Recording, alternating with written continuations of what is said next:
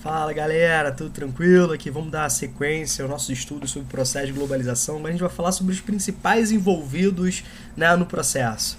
Tranquilo? Um processo tão complexo aí, a gente precisa entender os grandes jogadores, os grandes participantes aí, os grandes envolvidos, né, nesse processo. Primeiro, vamos partir daquele princípio, né, que é um processo de globalização, né, relacionado à própria evolução, se confunde com a própria evolução do capitalismo. Hoje, né, nós temos a fase máxima de internacionalização, de interdependência econômica da história do capitalismo, ou seja, esse processo que, segundo, né, uma visão histórica, tem início lá com a expansão marítima, atingiu um patamar nunca visto. Por isso que esse período, né, se diferencia em relação a todos os outros, né, dessas etapas históricas aí de construção. Bacana desse processo. O que acontece? É um processo que ele vai favorecer um pequeno número de países, um pequeno número de pessoas, um pequeno número de empresas. Consequentemente, a gente pode perceber que os principais jogadores, que os principais participantes, que os principais agentes se referem, né, a esse grupo ligado, né, a esses, né, mais bem favorecidos do processo de globalização. Sempre partindo daquele princípio que a globalização ela busca envolver todo mundo, mas nem todo mundo se beneficia do processo de globalização. Essa é a grande verdade, né? A globalização ela vai aprofundar ainda mais as contradições, inclusive nas esferas de poder, nas esferas geopolíticas, né? Na importância de determinadas cidades, na capacidade de influência de determinadas cidades, mas principalmente, o que nós vimos? O que diferencia o atual momento de todas as outras etapas dentro da evolução do capitalismo? Foi justamente o protagonismo exercido hoje pelas grandes empresas. Então a gente pode dizer que entre os principais agentes do processo de globalização nós temos os grandes conglomerados econômicos, as grandes empresas. Aí eu preciso que você lembre, né, de várias aulas que nós tivemos relacionadas a essa lógica, né, esse aprofundamento do domínio do capital financeiro, esse aprofundamento da lógica de oligopolização, quando poucos agentes econômicos, empresariais controlam uma imensidão, né, de mercados, de produtos, de tecnologia. O que a gente pode perceber? Que toda aquela ciência, né, toda aquela tecnologia, toda a técnica desenvolvida pela sociedade humana foi sendo apropriada e foi beneficiando um pequeno número de indivíduos, um pequeno número de empresas, um pequeno número de agentes, tá legal? Então, no topo dessa brincadeira, pegando hoje, nós temos as grandes empresas. Reparem que muitas dessas empresas, elas possuem um faturamento muito maior do que o PIB de muitos estados nacionais. Isso é algo novo. Então, durante, né, muito tempo, o processo de globalização, esse processo, né, foi comandado pelos estados nacionais. Como assim? Repare o seguinte, quando a gente fala de expansão marítima, o que você pensa? Você pensa nas pioneiras, você pensa nas potências pioneiras, Portugal, Espanha, as potências ibéricas, seguidas daquelas potências chamadas de navegações tardias, a Holanda, a França, a Inglaterra, certo? Dentro daquela disputa neocolonial lá no século XIX, quem que você pensa? Inglaterra, França, as tradicionais potências, né, ibéricas, ainda mantendo uma certa dominação territorial, embora em outro patamar político, né, e econômico e militar de influência, certo? Você pensa no processo de unificação da Itália, da Alemanha, eles partindo para cima em busca de mercados consumidores para garantir o seu desenvolvimento industrial. Você pensa, né, nos Estados Unidos, no Japão, se desenvolvendo com muita velocidade no final do século XIX. Quando você pensa no início do século XX, você pensa que as grandes potências industriais, as grandes potências econômicas, as grandes potências imperialistas se envolveram num conflito, certo? Aí você pensa todo aquele período entre guerras, né, onde você tem a ascensão nazifascista, onde você tem todas as transformações geopolíticas norteadas por um conflito ideológico, onde você tem uma crise econômica, né, iniciada nos Estados Unidos, a crise de 29, que se prolonga, que se aprofunda para a Grande Depressão dos anos 30, você percebe isso, né, todas essas consequências da Primeira Guerra Mundial, né, toda essa lógica, e o que você tem aí? A culminância da Segunda Guerra Mundial, mais uma vez uma guerra de pilhagem, de rapina, de pirataria, só que agora nós temos um inimigo, né, a ser combatido, que era o nazifascismo.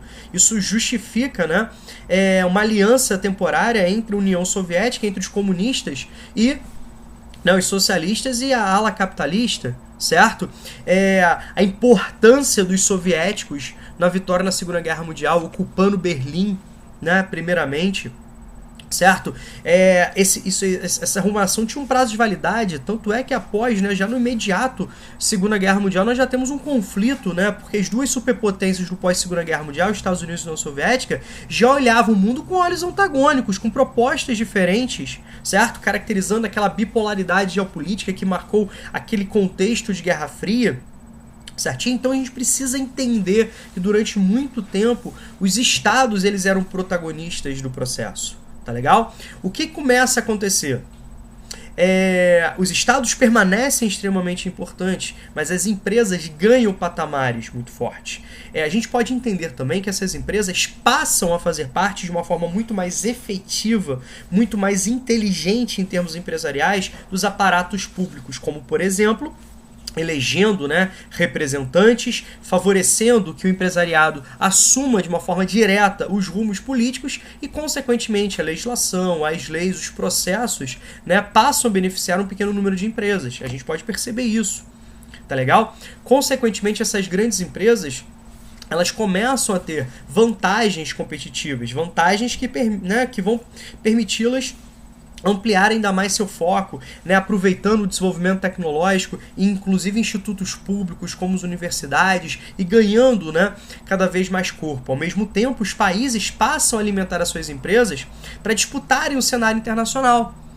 Certo? Com o advento da terceira revolução industrial, com a evolução dos transportes, a evolução das comunicações, o barateamento do preço dos fretes, né, com a abertura dos mercados, com o avanço neoliberal, essas empresas elas, né, apresentam condições ainda mais, né, condições tecnológicas e políticas para se expandirem ainda mais, certo? Então, caracterizando, né, essa grande relação que nós temos de oligopolização no mundo. Por outro lado, os estados nacionais eles continuam importantíssimos, certo? Você não pode cair naquela falsa ideia que com o neoliberalismo, com aquela lógica do Estado mínimo, de você enxugar o Estado, de você diminuir o Estado, privatizando, vendendo as suas riquezas para a iniciativa privada, obviamente que isso fortalece ainda mais as grandes empresas, mas você não pode dizer que o Estado não tem um papel de protagonista nesse processo. Também é, talvez não seja o principal, mas é um importante agente do processo de globalização. Até mesmo porque as empresas necessitam das leis, da organização e principalmente do aparato repressivo do Estado para garantir os seus interesses, para garantir, né, a sua expansão, para garantir a sua maximização de lucros. Tá legal? Então, quando você fala de neoliberalismo, é uma diminuição da participação do Estado na esfera econômica. Você tem abertura de mercados, você tem, né, liberdade para os capitais circularem, para as mercadorias, certo? Para as ideias, né, que norteiam esse processo de globalização dominado para aquele viés capitalista, ocidental, cristão. Legal? Você tem toda essa análise, mas os estados continuam importantíssimos, principalmente na sua esfera repressiva, né? O estado policial, um estado, né, na sua esfera jurídica, um estado repressivo, ele continua extremamente importante, tá certo? Bacana? Não é à toa que as empresas recorrem, né, a essa participação dos estados. Você pega, por exemplo, no Brasil, só para vocês entenderem, né, de uma forma mais clara. Olha a influência que os grandes latifundiários, que as grandes empresas agrícolas, que as grandes empresas de extrativismo mineral, que os grandes pecuaristas têm no Congresso. Mais de 50% do Congresso é controlado por eles, certo? Por exemplo, nesse cenário de pandemia, o governo já liberou primeiramente, né, o auxílio de mais de 1 bilhão e 300 milhões para os banqueiros, certo? E a população, então, fica aí marginalizada, negligenciada. Estão percebendo isso? Obviamente, essa liberação é justamente pelo lobby que essas grandes empresas têm junto, né, ao poder político. Então você precisa entender isso. Não pode cair em pegadinha de prova que tenta levar, né, ao equívoco de você entender que o Estado hoje, cara, perdeu muito a sua capacidade de influência e não é nada importante do processo de globalização. Ele continua sendo extremamente importante. Tá legal? Certo? E por outro lado, os organismos supranacionais, como a ONU e as suas agências, como, né, organismos econômicos como o Banco Mundial, certo? A gente pode perceber a importância desses organismos, como por exemplo, quando você fala de esporte, você pensa na FIFA, você pensa no COI, né, Comitê Olímpico Internacional, certo? Então você consegue perceber isso. Olha, por exemplo, nesse contexto, olha a importância da OMS, da Organização Mundial de Saúde, certo? Olha em relação à análise, né, do trabalho, olha a IT, Organização Internacional do Trabalho. Olha o PNUMA, o Programa das Nações Unidas para o Meio Ambiente. Olha o PNUD, o Programa das Nações Unidas para a Questão de Desenvolvimento. Olha a Unicef, né, que se refere à questão da criança, do adolescente. A Unesco, que fala sobre a questão cultural, certo? Então, você começa a perceber a importância dessas agências, tá certo? Então, os problemas, gente, são globais e, consequentemente, necessitam de possibilidades, de soluções, de práticas, de participação globais também. Então, os fóruns de discussão são importantíssimos. Olha, por exemplo, a Organização Mundial do Comércio, certo?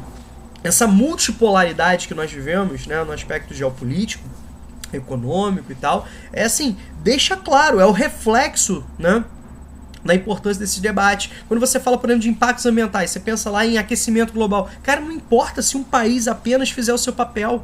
É preciso que toda a comunidade, né, dos estados, né, das empresas, das pessoas, de todas as sociedades se envolvam em prol do meio ambiente. Que a gente está colocando em risco a própria vida no planeta. Tá claro isso para vocês? Espero que sim, né? Certo? Por outro lado, a gente não pode esquecer dos outros agentes importantes. As pessoas, os bancos, as mídias, as cidades globais são os nós da globalização, né? A gente vai falar bastante de cidades globais no contexto, né, do processo de urbanização, né, mundial, a importância dela. Se você pensa, né, que você tem uma grande comunicação, uma grande rede de cidades, né, uma grande rede urbana mundializada, as cidades globais eles podem ser entendidos como frutos da própria terceira revolução industrial, legal? Dessa nova lógica do capitalismo, né, informacional, são as grandes difusores desse processo, né? Obviamente que elas são influenciadas também, mas elas têm uma capacidade de influência muito maior, elas estão no topo da hierarquia urbana. Então imagine que você tem uma rede. Cara, a rede só faz sentido pelos nós, pelo cruzamento, certo? E quem tá nesses eixos, tudo bem, é justamente as cidades globais. As cidades de grande influência política, de grande influência econômica, de grande influência, né, cultural, né, ou tecnológica, certo? Então a gente consegue perceber isso, tá bom? As mídias, né, a capacidade das mídias, obviamente, gente, não tem como separar o poder, né, dos estados, o poder das grandes empresas, dos organismos internacionais, sem as mídias. Na verdade, as mídias fazem parte, né, dessa lógica de dominação. Então nós temos as mídias alternativas também, né? Com a internet, por exemplo, te dá uma autonomia muito grande, né? Do que, olha só que loucura, olha a revolução, né, que a internet trouxe também nesses conglomerados midiáticos, né? A diminuição dos papéis impressos, né, e a utilização de jornais eletrônicos, revistas eletrônicas, informes eletrônicos. Olha a capacidade que as pessoas têm de se comunicar. Hoje você não precisa mais sentar na televisão, né, na frente da televisão e esperar a programação pré-definida. Hoje você não precisa mais pegar o seu rádio, né, a sua estação de rádio, e ter acesso a uma estação pré-definida, ou seja, você pode escolher suas músicas, você pode escolher sua programação, né? Olha as opções que nós temos, por exemplo, né, de entretenimento, que você escolhe o que você quer assistir, da forma que você quer assistir. Então aquelas redes de televisão, né, e de rádio tradicionais, elas têm que se reinventar dentro dessa lógica, né, de grande influência. E a gente pode perceber que o controle dos dados, o controle da informação é extremamente importante. A gente cai numa outra jogada, numa outra problemática que a gente precisa discutir. Por exemplo, olha o filme aí do Snowden, né, Herói ou Traidor, deixando claro para o mundo o controle, né, que os estados têm, sobretudo os Estados Unidos, sobre a vida das pessoas através dos dados. As empresas sabem onde você está, as empresas sabem o que você faz, que horas que você faz, né, que locais que você que locais que você frequenta, o que você acessa, o que você mais gosta. E isso, né, é utilizado para vários fins, para te controlar, para te cercear e também para te vender, certo? Produtos, mercadorias dentro dessa lógica de sociedade de consumo, para saber os seus gostos, os seus hábitos. Olha só, por exemplo, né, nesse atual contexto que nós vivemos político. Olha a influência das mídias, olha a questão das fake news, né? Garantindo eleições, garantindo referendos, né? Bacana. A utilização de robôs para difusão de mensagens. Cara, isso aí é algo extremamente, né, recente, novo, que está sendo apropriado. Tá legal? Bacana? Então, essa imagem aqui, ó, esse esqueminha aqui, deixa bem claro, né, os principais atores, os principais agentes, né, do processo de globalização. Repare que está um destaque, né, os agentes principais. Então nós temos aqui as empresas, né, transnacionais, os organismos internacionais, né, os estados nacionais e os outros agentes também importantíssimos aí dentro dessa estrutura da globalização, tá? Espero que tenha ficado claro para vocês. Bacana essa discussão, esse debate, essa análise. E a gente continua aí, tá legal? A gente continua aí para o último tópico aí de globalização, que são justamente as grandes problemáticas, né, as grandes consequências negativas desse processo de globalização, né, seguindo as ideias do professor Milton Santos, né, uma outra globalização é possível, uma globalização mais solidária, tá? Aqui, grande abraço para vocês.